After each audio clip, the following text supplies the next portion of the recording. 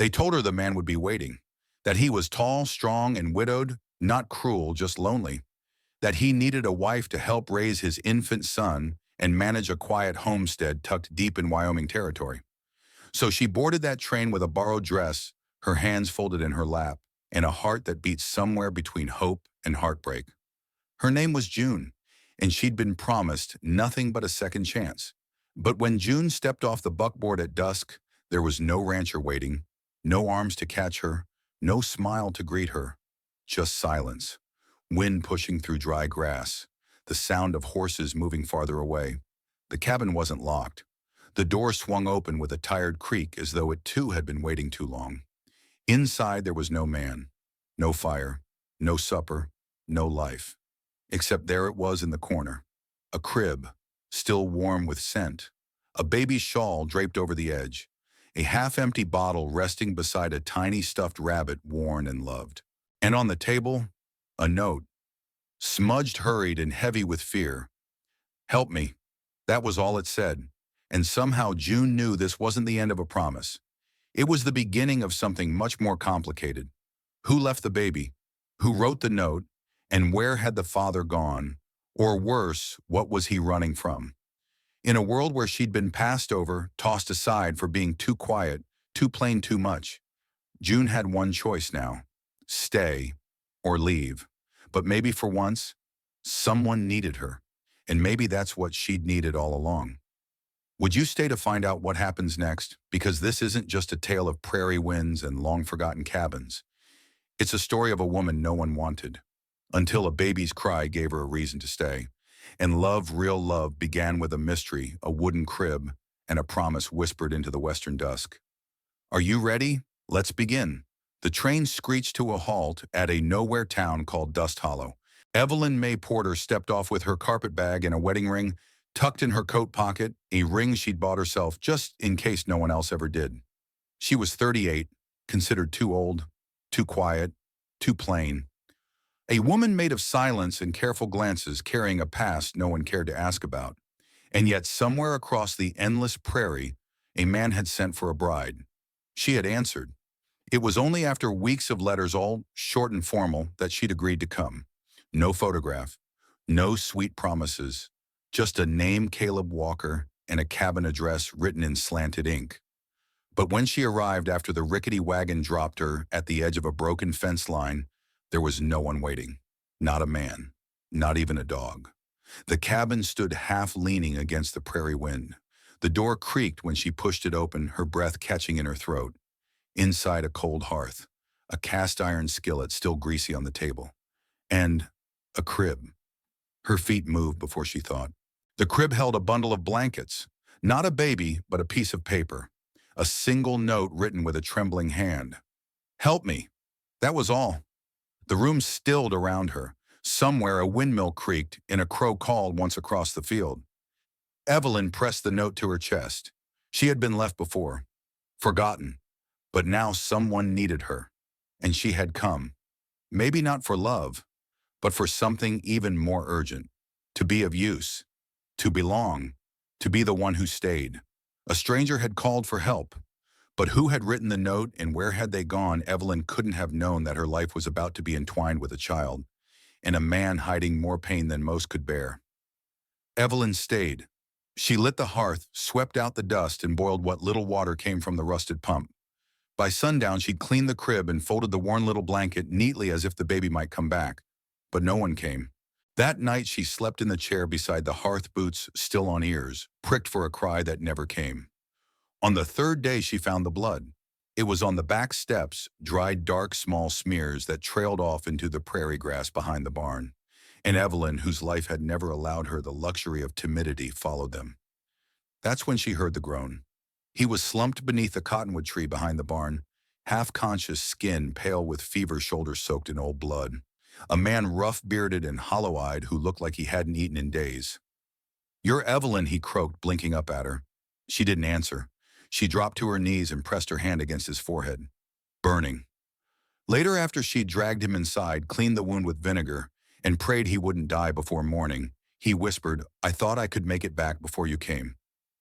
But there was trouble. My daughter, she's gone." Evelyn froze. "She's 3 months old," he said, voice barely a breath.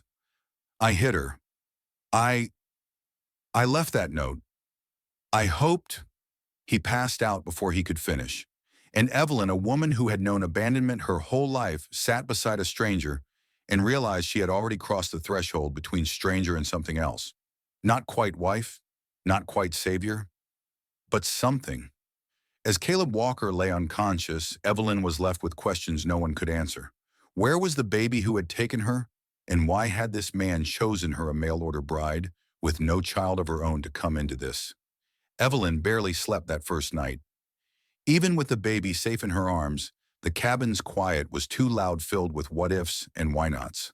What kind of man leaves a newborn in the care of a stranger and vanishes without a word? The note "help me" was still folded in her apron pocket, worn at the creases from her fingers, tracing over it again and again.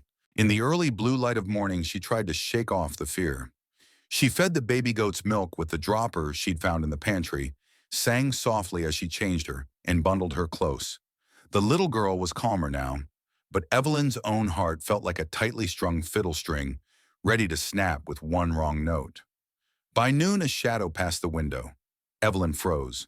Then, slow as a prayer, she moved to the door and opened it. There, standing with dust on his coat and desperation in his eyes, was a man. Mid-30s maybe. Tired, tall, his left sleeve pinned up at the shoulder, empty. And in his right hand, he held a rifle, lowered, but not slack. He didn't speak right away. His gaze dropped to the baby in her arms. "You're the one they sent," he asked finally, voice rough like river stones. "The mail-order bride." She nodded, cautious. "Evelyn May Porter." "You must be Caleb." He gave a dry, humorless laugh. "Didn't think you'd still be here." "Didn't think you'd be gone," she replied. A long silence passed between them, like two cattle on opposite sides of a broken fence. "I left because it wasn't safe," he said at last. "There was a man, her grandfather, drunk, angry, swore he'd take her. I had to stop him." Her grip tightened protectively around the baby. "Is he coming back?" "No. He won't bother us again." It wasn't the answer itself that soothed her. It was the way Caleb said it. Not boastful, not cruel, just final, like a door gently closing behind them. Still, questions clawed at her. "Why the note?" she asked. "Why not stay?" He looked down, ashamed. "Because I didn't know if I could face you. A woman showing up to this mess. You deserve more than a burnt cabin and a broken man." Evelyn blinked, startled by the confession. She studied his face, the scar across his brow, the way he avoided her eyes. And for a brief second, she saw a mirror of her own shame, her own past, her own belief that she was someone people walked away from. "I didn't come here for perfection," she said quietly. "I came to be needed." Caleb's eyes softened. He looked at her, really looked as though seeing her for the first time, not as a burden or a mistake, but as a woman who had stayed. That afternoon, they sat at the edge of the porch, rocking the baby between them. He told her about his late wife lost in childbirth, about the land he was trying to rebuild, about the names he was still too afraid to say aloud. And Evelyn told him about Boston, about the man who took her inheritance and called her barren, about the years of silence she endured in a house filled with noise. She had never felt more alone than when surrounded by people who didn't see her.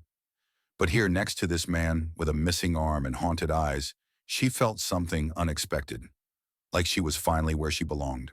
And as the sun dipped behind the hills and the baby gurgled in sleep, Caleb turned to her and said, "I didn't ask for help, but I'm glad someone answered." She smiled, tears threatening to rise. "She needed a mother," she whispered. "But maybe I needed her too." The silence that followed wasn't empty. It was full of something warm and growing, like seedling roots beneath thawed soil, still fragile, still afraid, but alive. Sometimes the heart doesn't break all at once. It opens a little at a time. But what happens when Evelyn's past comes riding into town with questions she can't outrun? 3 days passed. Evelyn had fallen into a rhythm, simple, sturdy, like the ticking of a well-made clock. She fed the baby every few hours, boiled cloth diapers in the old copper pot, milked the nanny goat Caleb had traded for years ago, and stirred stew over firewood he split with one arm and quiet grit. Sometimes Caleb would read aloud from a tattered Bible, not for the sermon, but the rhythm. Psalms mostly.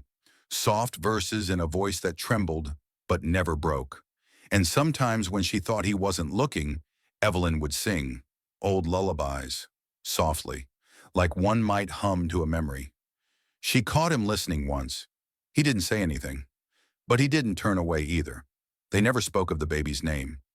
Evelyn didn't ask if she could choose one. Caleb hadn't offered. It remained the one piece between them that still had sharp edges, until the night the stranger arrived. Rain pounded the roof. Thunder cracked across the Wyoming sky. The baby whimpered in her arms, restless. Then a knock. Not the soft kind that asks permission, the kind that demands attention. Caleb moved first. His rifle was still beside the hearth, but he didn't take it. He opened the door slow. A man stood there, dripping tall and smiling in a way that didn't reach his eyes. "Evening," he said. "You Caleb Avery, I am. I came for my niece." Evelyn's breath caught. Her arms clutched tighter around the baby. "No," Caleb said. "You're not taking her." The man stepped forward. "You sure about that? I got blood rights. Sister died birthing her, and no court back east gonna say a broken soldier and some washed-up woman got more claim than kin." He didn't look at Evelyn, only through her. The way some men look at land they think they already own. "Her name's Lily Evelyn," said her voice low but clear. "She sleeps with one hand curled tight like she's hanging on to something. She won't drink cow's milk unless you warm it first, and she quiets to amazing grace, even when she's fussed beyond reason." Now the man looked at her. "She's mine," Evelyn whispered, "not by blood, but by staying." Silence fell. Tense. Long. Then Caleb stepped forward and said calmly, "You'll leave now, while your boots are still on the porch?" The man's smile faded. "You got no right." Caleb didn't move. Didn't raise his voice. "You come back, there'll be no knocking." The man looked between them, Caleb with one arm and the steel in his spine, Evelyn barefoot and steady holding the child like a shield of grace. He stepped back. Rain swallowed him whole. Caleb closed the door and slid the bolt. Neither of them spoke. The baby stirred, then stilled. Later, while the wind moaned against the cabin walls, Caleb asked in a whisper, "You called her Lily?" Evelyn nodded. She needed a name. He stared at the coals in the hearth. "I think that suits her." A long pause. "Evelyn," he said, "if he comes back, he won't," she said gently. "But if he does, he won't find me alone." She placed Lily in the crib and turned to him, not as a hired woman, not as someone passing through, but as someone who had stayed, who had chosen this hard, holy ground. The storm outside has passed, but inside Evelyn, a deeper storm brews what happens when love begins to feel real again, and she's not sure she deserves it. The storm had passed, but something stayed unsettled in Evelyn. It wasn't just the man's threat or the danger that still felt close like thunder too far to hear, but near enough to feel. It was something quieter, something inside. Lily was sleeping peacefully. Caleb had gone out early to tend to the stock and check for any tracks that led away from the homestead. Evelyn began sweeping.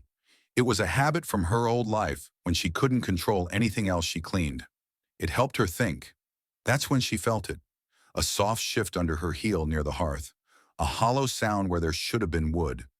She bent down and pried gently at a knot in the floorboard. It lifted. Inside was a small tin box, rusted at the corners. She hesitated, then opened it. Inside a folded letter and a silver brooch. A woman's. Delicate engraved with a forget-me-not. The letter was old, the edges worn thin by time and rereading. It was addressed to Caleb, written in a looping hand. She didn't mean to read it, but something about the way the ink had smudged, the way the words trembled across the page, it felt like someone whispering across time. It was from his late wife. She spoke of the baby they had lost and the one she hoped would still come, of the loneliness she felt while Caleb was away at war, of her fear that he wouldn't return whole and how she would wait anyway. "And if I am not here when you come back," the last line read, "I pray you will still open your heart to someone who stays." Evelyn sat still for a long while. Then she folded the letter again, carefully, tenderly, as if it still held breath. She placed it back in the box and slid the board shut. That night, Caleb returned with mud on his boots and exhaustion in his bones. "You okay?" he asked her quietly. "I'm fine," she said. And she was. Not the kind of fine that means pretending, but the kind that meant I'm finding my footing. She paused, then looked at him squarely. "She was lovely," Evelyn said. "Your wife." Caleb froze. "I didn't mean to pry," she said gently. "I found the letter." He nodded slowly. "I still miss her," he said. "But I don't want to stay buried with her." There was a silence that didn't ache for once. Evelyn reached for the brooch she'd cleaned and left on the mantel. She handed it to him. "Maybe Lily could wear it one day," she said. Caleb took it in his one hand, and nodded. "She'd like that." That night, Evelyn held Lily while the baby drifted off. And for the first time in years, she let herself imagine staying, not just surviving, but building something. Evelyn is finally beginning to feel at home, but what happens when a piece of her past shows up threatening the life she's slowly beginning to love? The days grew warmer, and Evelyn found a rhythm. She was no longer the woman who had stepped off that train with nothing but a bag and her broken hope. Now her hands had purpose. Her days had shape. And in the quiet of the valley, she began to hear herself again. It was in the way Lily giggled when she saw Evelyn's apron strings, the way Caleb sat a little closer at supper, the way the cabin felt lived in, not like a place borrowed, but like a life shared. But nothing stays untouched forever. That morning she saw it, a figure on the ridge, not moving, not waving, just standing, watching. Her breath caught. Caleb noticed too. "Friend of yours?" he asked. She shook her head, but deep down, she wasn't sure. The next day it happened again. A letter came hand-delivered by a boy on horseback. No stamp, just her name. Inside one sentence, "You took what wasn't yours." Evelyn's hands trembled. The past had found her, and it wasn't done. Caleb read it without asking. His jaw tightened. He didn't shout, didn't panic. He simply looked at her and said, "Do I need to worry?" She thought about that long and hard. "No," she said, "but I might." That night after Lily had gone to sleep, she told Caleb everything. The marriage that wasn't love, the infertility that became a curse, the threats, the final straw, the escape, the bruises that healed, and the ones that didn't. He sat with it quietly. No interruptions, no pity. When she finished, he only said, "I'm sorry you were treated like something broken." She blinked back tears. "You're not," he added softer. "Not to me. You showed up when I didn't even know I needed someone." She looked at his hand resting near hers. Rough, honest, waiting. Maybe she whispered we both did. The ridge remained empty for a while after that, but Evelyn knew it wasn't over. Not yet. Evelyn and Caleb are finally honest with each other, but when danger arrives face to face, will love be enough to hold them all together? The knock came just past dawn, not loud, not rushed, but enough to send Evelyn's breath shallow. She'd barely slept. Caleb was already at the door, rifle in hand. He didn't flinch when he opened it. The man standing there wore fine clothes, dusty now. His eyes were sharp, familiar. Evelyn knew them. "Evelyn," he said, "I've come for what's mine." She stepped forward, not behind Caleb, beside him. "I am not yours," she said softly but firmly. "I never was." The man's face twisted, not with anger, but disbelief. "You disappeared. You embarrassed me." Caleb's voice was low and sure. "She left a life that tried to bury her." The man ignored him. "You think this," he gestured to the cabin, "the child sleeping inside, is better than what we had?" Evelyn's answer was simple. "Yes." He looked at her stunned. For a moment, just a moment, the cruel mask cracked. But he didn't beg, just turned. "If you come back with me," he said, "no one else needs to get hurt." That was the last line of a man who had lost. Evelyn said nothing more. Caleb didn't raise his voice, only lifted his hand firm and quiet. "You'll leave now." The man hesitated. But something in Caleb, the way he stood, the way Evelyn stood with him, made it clear. He left. And that was the end of it. That evening, Caleb and Evelyn sat on the porch watching Lily stack stones in the dirt. "She called me Mama today," Evelyn said, her voice soft. Caleb smiled. She's not wrong. Evelyn turned to him. Do you think this could really be something? I think Caleb said it already is. He reached for her hand, not with force, but like he'd been waiting his whole life to offer it, and she took it. It wasn't a wedding. It wasn't grand. It was just peace earned quiet and shared. And that was more than enough. Sometimes love doesn't begin with fireworks or wedding bells. Sometimes it begins with a note on a table, a crib by the fire, or the quiet strength of two people who've both been left behind and decide to stay. June came to that empty cabin expecting nothing. Not a husband, not a future, certainly not a child, but what she found was purpose. And in the arms of a widowed rancher who had once nearly lost everything, she found something tender and true, a home that didn't ask her to change, shrink, or pretend. He didn't need her to smile more or be less. He simply said, stay, and she did. Friends, if you've ever felt like the world passed you by, like you were too much or too little, know this: you are not forgotten. Your story still matters. And sometimes your second chapter is more beautiful than your first. If this story moved you, please take a moment to subscribe to None, Wild West Saga. These stories are for anyone who's ever carried a quiet heart and longed to be seen. Leave a comment below. Would you have stayed in that cabin? Would you like more stories like this one? We'd love to hear from you. Until next time, take good care of yourself and remember, even in the loneliest places, love has a way of finding us.